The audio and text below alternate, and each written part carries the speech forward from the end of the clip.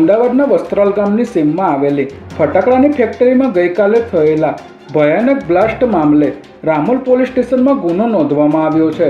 આ દુર્ઘટનામાં કુલ 9 લોકોના કમકમાટી ભર્યા મોત નીપજ્યા હતા, જેમાં 3 બાળકોનો પણ સમાવેશ થાય છે। ત્યારે ન્યૂ ગુજરાત ફાયર વર્ક્સના સંચાલકો દ્વારા કોઈપણ પાસ પરમિટ વગર આર્થિક લાભ ખાંટવા માટે ગુનાહિત કાવતરું રચીને આ ગેરકાયદેસર કારખાનું ચલાવવામાં આવી રહ્યું હતું, જેને પગલે રામોલ પોલીસે ફેક્ટરીના સંચાલકો વિરુદ્ધ ગુનો નોંધી મુખ્ય આરોપી મેહુલ ડોડિયા, તેની માતા રમીલાબેન અને પાર્ટનર સાદિક સૈયદની ધરપકડ કરી લીધી છે।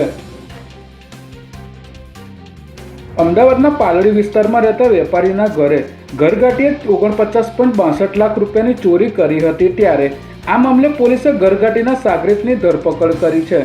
પ્રાપ્ત માહિતી અનુસાર ઘરઘાટી કમલેશ મીણા પાલડીમાં રહેતા એક વેપારીના ઘરમાંથી સોના ચાંદીના દાગીના સહિત 49 લાખથી પણ વધુની મતાની ચોરી કરીને ફરાર થઈ ગયો હતો। ત્યારે ઝોન 7 એલસીબીની ટીમે ટેકનિકલ એનાલિસિસ કરી મુખ્ય આરોપી કમલેશ મીણાના સાગરીત બાબુલાલ મીણાને ઝડપી લઈ તેની પાસેથી ચોરીનો અડધો મુદ્દામાલ કબજે કર્યો છે, જ્યારે મુખ્ય આરોપીને ઝડપી લેવા ચક્રો ગતિમાન કર્યા છે।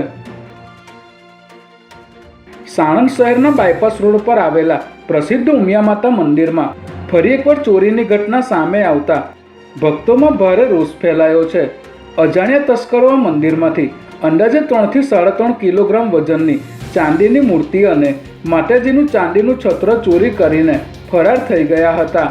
આ જ મંદિરને અગાઉ વર્ષ 2020માં અને 2021માં પણ તસ્કરોએ નિશાન બનાવ્યું હતું અને ચોરીની ઘટનાને અંજામ આપ્યો હતો। ત્યારે આ સમગ્ર ચોરીની ઘટનાના સીસીટીવી ફૂટેજ પણ સામે આવ્યા છે, જેને પગલે પોલીસે ગુનો દાખલ કરી તસ્કરોની શોધખોળ શરૂ કરી છે।